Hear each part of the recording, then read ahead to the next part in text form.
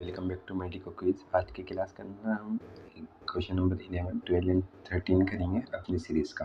तो question number 11 में हमसे पूछा गया है all of the following are medial rotators of the arm except options are given latissimus dorsi, teres major, subscapularis, infraspinatus and anterior part of deltoid muscle. सबसे पहले हमें पता चलेंगे मीडियल रोटेशन क्या होगी आर्म की। तो ये जो आर्म को हम अपने स्टमक की साइड या एब्डोमेन की साइड, चेस्ट की साइड लेकर आएंगे, उसको हम medial rotation of the arm कहेंगे। ओके, इसके बाद हम इसका आंसर देखेंगे तो latissimus dorsi, teres major and subscapularis medially rotate करती हैं आर्म को। Infraspinatus and teres minor rotate the arm laterally. Okay, तो deltoid is unique in that its anterior parts rotates arm medially and its posterior part rotates the arm laterally. यहाँ पे division हो गई, latissimus dorsi, teres major and subscapularis medially rotate करेगी and the posterior part of anterior part of the deltoid rotates arm medially. इसके अलावा infraspinatus and teres minor and the posterior part of the deltoid rotates laterally. इसके बाद अगर हम इसके explanation देखें तो मीडियल रोटेशन ऑफ आर्म कराती ही कितनी मसल्स हैं, एक बार इसको भी देख लेते हैं।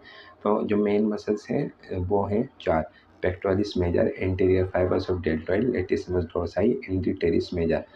एसेसरी मसल के अंदर सब स्कैपुलरिस भी आती है।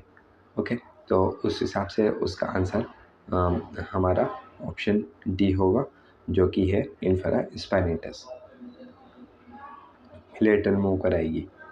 और इसके अलावा अब क्वेश्चन नंबर 12 देख लेते हैं। What muscles are necessary to raise the arm above the shoulder, यानी हम जो हमारा आर्म है उसको हम शोल्डर के अबव लेकर आए,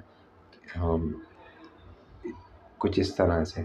ये बेसिकली 3 स्टेप्स के अंदर होता है, यानी अगर हम तो 1 सेकंड के अंदर कर लेते हैं, बट अगर हम एनाटॉमिकली देखें तो इसके अंदर 3 स्टेप्स होते हैं। 0 से 15 डिग्री कुछ मसल्स एक्शन में आती हैं, फिर 15 to 90 है, और फिर ग्रेटर देन 90। इसके स्टेप्स भी होते हैं, बट हम यहाँ पर मसल्स के अकॉर्डिंगली करेंगे और बोन्स का ज़्यादा पार्टिसिपेशन हम इसमें नहीं लेंगे। Options are given. First the supraspinatus, next the deltoid and then the serratus anterior। ये एक्शन का ऑर्डर देना है, मतलब यहाँ पर ये है कि पहले सुप्रास्पाइनेटस एक्शन में आएगी, फिर डेल्टोइड आएगी, फिर सेरेटस एंटेरियर। फिर बी ऑप्शन में first deltoid, next the supraspinatus and the serratus anterior, first the supraspinatus and options are given is similar. इसके बाद इसका हम आंसर देख लेते हैं। तो option A was the correct option. The supraspinatus initiate abduction of the arm. The deltoid becomes fully effectively as an abductor following the initial 15 degree of the abduction। यानी supraspinatus 0 से 15 डिग्री तक action में रहती है, और उसके बाद जो फुल्ली इफेक्टिव होती है, और यही मेन मसल होती है एब्डक्शन के लिए, डेल्टोइड। ये 15 से 90 डिग्री तक ले जाएगी। फिर serratus anterior rotates the scapula. Okay, उसके बाद एलिवेटिंग इज गिलेनोइड कैविटी।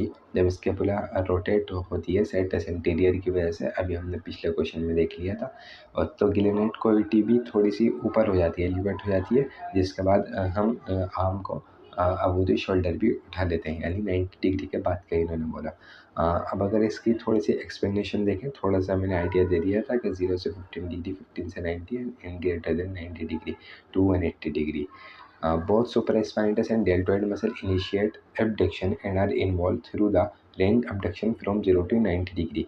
यहाँ पे इस डिवीजन को नहीं क्लियर करा कि 0 से 15 डिग्री तक सुपरस्पाइनेटस, और उसके बाद फुल्ली इफेक्टिवली जो वर्क करेगी डेल्टोइड 15 to 90 डिग्री में ज़्यादा पार्टिसिपेट करती है।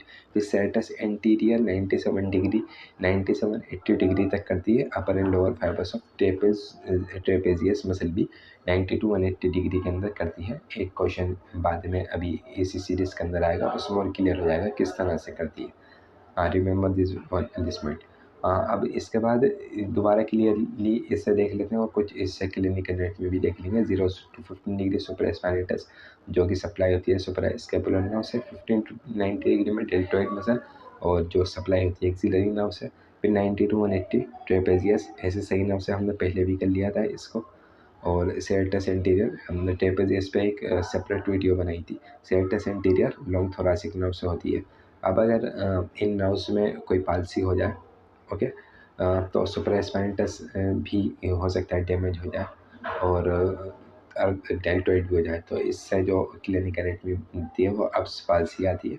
और सेरेटस इंटीरियर और ट्रेपेजियस से विंग्ड स्कैपुला आती है, जिसकी डिटेल वीडियो हमने जब हमने स्कैपुला बोन करी थी उस टाइम पे कर ली थी। इसके अलावा अब क्वेश्चन नंबर 13 पर आ जाते हैं। Which of the followings is innovated by the dorsal scapular nerve. इसको थोड़ा अच्छे से करिएगा क्योंकि अभी आगे सीरीज़ के अंदर इससे रिलेटेड कुछ क्वेश्चंस आएंगे। डोर्सल स्कैपुलर नर्व से कौन कौन सी मसल सप्लाई होती हैं? तो options are given, serratus interior, rhomboid major and minor, erector spinae, subscapularis and supraspinatus muscle. तो आंसर इज बी, यानी rhomboid major and minor are supplied by dorsal scapular nerve. हम देख लेते हैं dorsal scapular nerve के बारे में थोड़ा सा। ये लेटरल ब्रांच है ब्रेकियल प्लेक्सिस की, किसी दिन इसको भी डिटेल से हम कर लेंगे। और रूट से यह राइज करती है और स्पेसिफिकली अगर हम रूट वैल्यू की बात करें तो इसकी रूट वैल्यू C5 होती है। ओकेजनली इट में rise from the superior trunk of the brachial plexus. इतनी ज़्यादा डिटेल याद भी ना हो, सिर्फ यह भी पता हो डोर्सल स्कैपुलर नर्व की रूट वैल्यू C5 होती है, यह भी काफ़ी है। Dorsal scapular nerve is a motor nerve है that provide innervation to the rhomboid major, rhomboid माना एलिवेटर स्कैपुली मसल। इम्पोर्टेंट चीज़ इससे रिलेटेड जो मैं चाहता हूँ कि याद रखें, आप ये याद रखें, डोर्सल स्कैपुलर नर्व इस डोर्सल स्कैपुलर नर्व सप्लाई करती है rhomboid major and minor elevator scapulae muscle को। दीज मसल का जो मतलब these muscles function is retract the scapula. Okay, इसके बाद अगर हम जो ऑप्शंस में गिवन थी मसल, अगर उनका थोड़ा सा देखें थोड़ी सी डिटेल, सेरेटस इंटीरियर इस supply bye long thoracic nerve, पीछे देखा, इसकी root value C5 to C7 होती है। Rhomboid major minor dorsal scapular nerve cervical plexus से होगी C4 C5 and erector spinae dorsal rami of spinal nerve spinal cord. ये actually long muscle है हमारे मीडियल स्लोप, जो जब हम इलियम बोन पढ़ेंगे हिप बोन, उसमें इलियम पार्ट होता है, फिर उसका डोर्सल पार्ट में मीडियल स्लोप आता है, वहाँ से इसका ओरिजिन होता है। और भी कुछ पार्ट्स होता है और ये जो हमारे स्पाइन्स होते हैं वर्टेब्रल कॉलम के, उससे अटैच होती है। यानी ये इस तरह से हम कह सकते हैं कि ये लोअर पार्ट ऑफ एब्डोमेन से ओरिजिन होकर के ये हमारे सर्वाइकल वर्टिब्रा तक इसका इंसर्शन होता है। इतनी लॉन्ग मसल है। Erector spinae dorsal rami of spinal, मतलब इसके फाइबर्स होते हैं एक्चुअली इरेक्टर स्पाइनी मसल के, वो उनका इंसर्शन होता है। सब स्कैपुलरिस की बात हुई तो अपर लोअर स्कैपुलर नर्व से होगी और ब्रेकियल प्लेक्सिस से, ये भी फर्दर किसी क्वेश्चन में आएगा। सुपर स्पाइनेटस ये इस सुपर स्कैपुलर नर्व से इसकी सप्लाई होती है जो जिसकी root value C5 to C6 है। ओके, थैंक यू, मिलते हैं नेक्स्ट वीडियो के अंदर।